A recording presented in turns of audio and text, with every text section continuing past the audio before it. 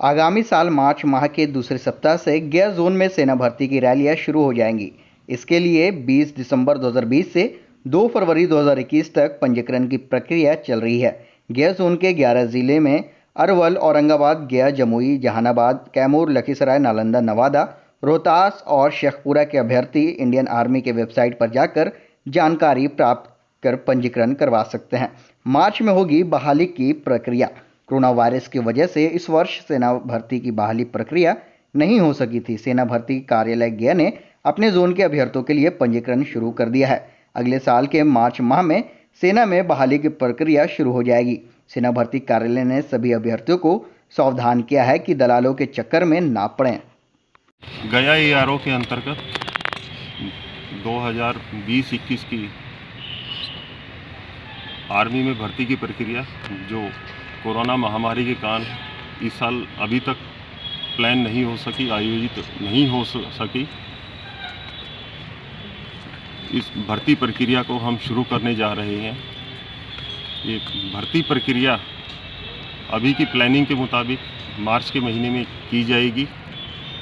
इसका exact date और स्थान अभी तक डिसाइड नहीं किया है। समय आने पर उसकी जानकारी सभी अभ्यर्थियों को प्रदान की जाएगी। लेकिन इस वक्त की प्लानिंग के मुताबिक ये भर्ती की प्रक्रिया मार्च महीने के सेकंड हाफ में यानी कि 15 मार्च के बाद ये गया ज़िले की जो भर्ती की प्रक्रिया है वो प्रारंभ होगी। इसकी पंजीकरण का एडवर्टाइजमेंट इंडियन आर्मी की जो वेबसाइट है उसके ऊपर 20 तारीख से पंजीकरण की प्रक्रिया प्रारंभ हो चुकी है। ये पंजीकरण की प्रक्रिया 2 फरवरी तक जारी रहेगी। 2 फरवरी तक जो भी अभ्यर्थी इस रैली में भाग लेना चाहता है वो इंडियन आर्मी की वेबसाइट पे लॉगिन करके अपना पंजीकरण करवा सकता है।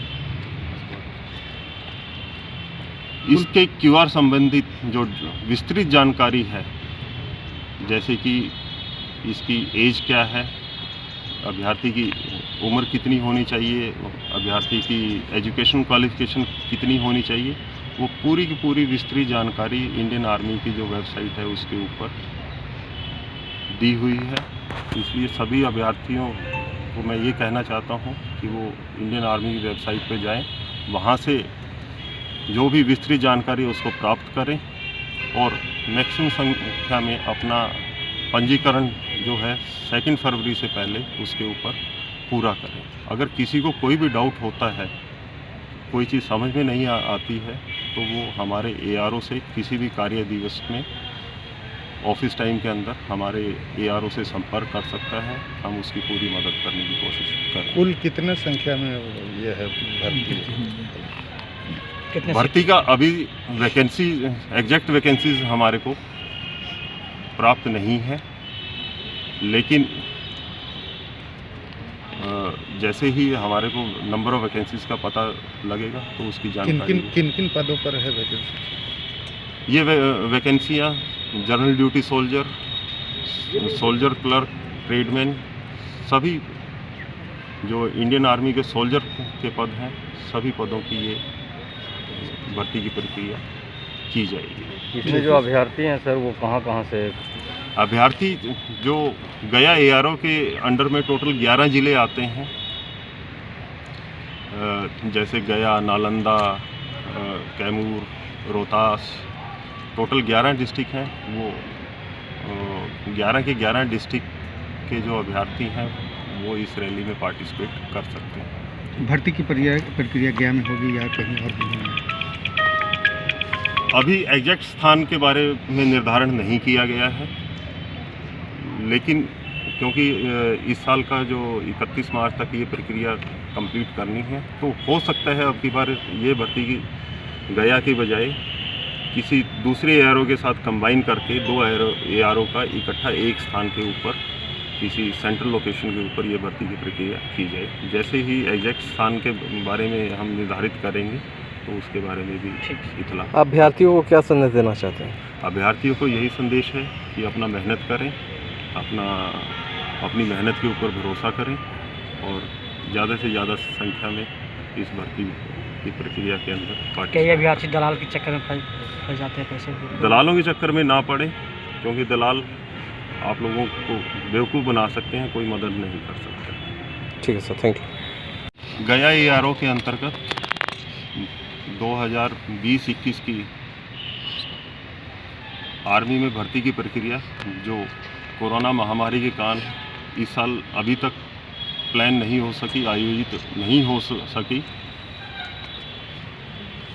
इस भर्ती प्रक्रिया को हम शुरू करने जा रहे हैं।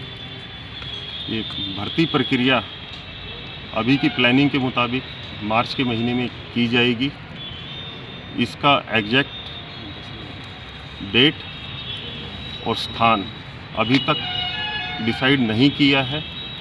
समय आने पर उसकी जानकारी सभी अभ्यर्थियों को प्रदान की जाएगी, लेकिन इस वक्त की प्लानिंग के मुताबिक ये भर्ती की प्रक्रिया मार्च महीने के सेकंड हाफ में, यानी कि 15 मार्च के बाद ये गया ज़िले की जो भर्ती की प्रक्रिया है वो प्रारंभ होगी। इसकी पंजीकरण का एडवर्टाइजमेंट इंडियन आर्मी की जो वेबसाइट है उसके ऊपर 20 तारीख से पंजीकरण की प्रक्रिया प्रारंभ हो चुकी है।